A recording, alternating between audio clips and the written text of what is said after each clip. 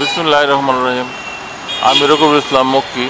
আজকে 4 আগস্ট সকাল 5:30 5:45 আমি মিরপুর 10 নম্বরে হাঁটতে আসছি। আমি ডায়াবেটিকের রোগী। দেখতে আসলাম এখানে ছাত্ররা তাণ্ডব কী পরিমাণ চালাইলো। আমাদের মেট্রো রেল কলঙ্কিত। এত সুন্দর একটা জিনিস আমাদের ডলার দিয়ে এটা আসছে, এখন আমরা ঋণী। এই ব্রিজটা ধোঁয়ায় কালো হয়ে গেছে। মেট্রো রেল স্টেশন 10 নম্বর কাজীপাড়া ভেঙে দিচ্ছে। এরকম আশা করি নাই। আমাদের দেশ যখন স্বাধীন হইল তখন বলতো যে আমাদের দেশের 90% 80% লোক মূর্খ, সব লোক শিক্ষিত হইত। স্বাধীন হওয়ার পরে 74, 75, 80-র আগে সব বলতো যে আমাদের দেশের ম্যাক্সিমাম লোক মূর্খ, এই লোকদেরকে শিক্ষিত হইতে হবে, সুতরাং শিক্ষিত মাতা শিক্ষিত সন্তান জন্ম দিবে। আজকে আমরা এসে 2024-এ দাঁড়ায় আছি। আজকে 4 আগস্ট 2024। এখানে আইসা যদি ওই পাকিস্তানের মতো মূর্খের মতো আন্দোলন করা হয় তাহলে কিসের শিক্ষিত হইল আমাদের জনতা? আমরা বার্ধক্যে চলে আসছি, কিন্তু আমাদের সন্তানেরা ভার্সিটি পাস করছে ম্যাক্সিমাম। বাংলাদেশে এখন আর রেডিওতে টিভিতে বলে না যে আমাদের দেশ 85% 90% মূর্খ, শিক্ষিত হইতে হবে। এই কথাটা কিন্তু চলে গেছে। কিন্তু শিক্ষিত ছেলেদের আন্দোলন যদি আগের মতো সে মূর্খের আন্দোলন হয়, নিজের গায়ে কেরোসিন ডাইলা অথবা নিজের ঘরে আগুন লাগাইয়া ক্ষোভ প্রকাশ করা, এটা তো ঠিক না। ক্ষোভ প্রকাশ করার আরও তরিকা বের করতে হবে, রাগ প্রকাশ করার আরও তরিকা বের করতে হবে, যাতে করে ওই না হয়, নিজের ক্ষতি না হয়। এখন এই যে সিটি কর্পোরেশনের ট্রাকগুলো পুরানো হইল, এগুলো ডলার দিয়ে আনতে হবে না? এগুলো সব ডলার দিয়ে আবার কিনতে হবে, কারণ গাড়ি ছাড়া ময়লা পয়সা করবে কি দিয়া? বাস ছাড়া পাবলিক অফিসে আসা যাওয়া করবে কি দিয়া? এই যে মেট্রো এত টাকা ঋণ আমাদের কান্দে, যে বা কে বা কাহারা বানাইছে এটা ব্যাপার না।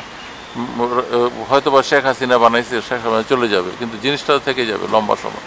কিন্তু এই জিনিসগুলো, এই অত্যাধুনিক জিনিসগুলো পৃথিবীর অনেক দেশে এগুলো নাই, আমাদের এখানে আসছে। এই যে দেখেন, এগুলো জ্বালাও পোড়াও করে ক্ষতি করার কোনো অর্থ আছে? তো আমার এটাই ভালো লাগে।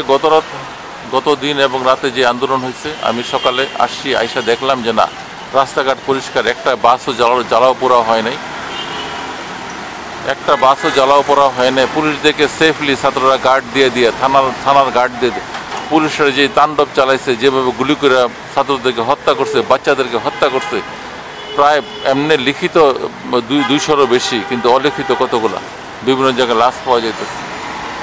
কিন্তু এত ক্ষোভ এরা দেখায় নাই, শান্তভাবে আমাদের মায়েরা, আমাদের ছোট ছোট মাম্মারা এত সুন্দর করে আন্দোলন করছে।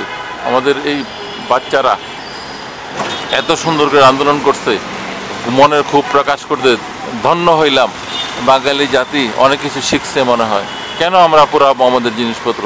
পাগল নাকি?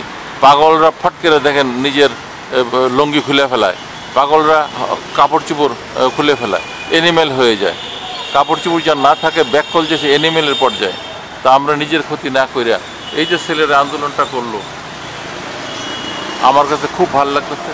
কথা বইলা গেছে, দাঁড়ায় গেছে। দেশের সম্পদ যেন নষ্ট না হয়।